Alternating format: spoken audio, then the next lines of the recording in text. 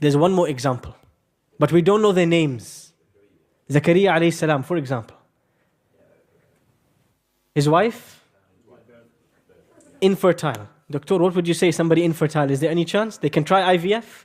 They can try so many medical methods. What are the chances? 1 in 100,000, 1 in a million for them to give birth.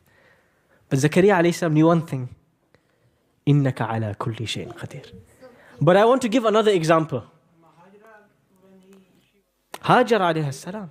Hajar alayhi salam is in the middle of the desert. As far as the eye can see, no water. In this impossible situation, what does she do?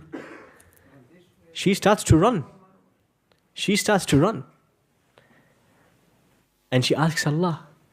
And Allah provides her from where she never expected. Ashabul Kahf, the sleepers of the cave. They are in a situation many of us find ourselves today. They are not allowed to practice their religion in a safe manner. There are Muslims all over the world experiencing this. In China, in France, in so many parts. They cannot wear the hijab. They cannot wear the niqab. They cannot even pray salah. I have been to China. And I've spoken to the Chinese Muslims in one of the cities called Hangzhou in China. And I met the Imam of the masjid. And we were talking in Arabic in China. And I said to him, you guys are amazing. With all of this pressure and all of these concentration camps, you guys are smiling and praying salah. How? And Wallahi al-Azim, he said to me these words, نَعْلَمُ أَنَّ اللَّهَ عَلَى كُلِّ شَيْءٍ قَدِيرٍ. We know Allah can do anything.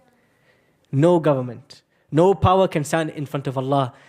إِذَا أَرَادَ اللَّهُ بِقَوْمٍ سُوءًا فَلَا مَرَدَّ لَهُ. Nobody can stop him.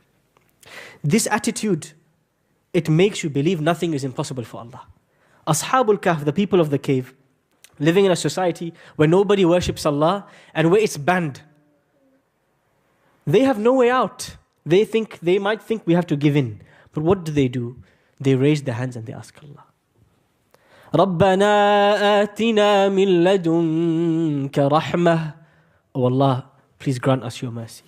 وَهَيِّئْ لَنَا مِنْ أَمْرِنَا رَشَدًا. And give us a straight path out of this situation that we are in. What does Allah do for Ashabul Kahf? He breaks the laws of physics for them. He doesn't let the sun's rays touch them in the cave. He makes them sleep for 100 years. And I want all of you to try and experience this in your life. The more that we believe certainly Allah is Al-Qadeer, Allah will make impossible things possible for us.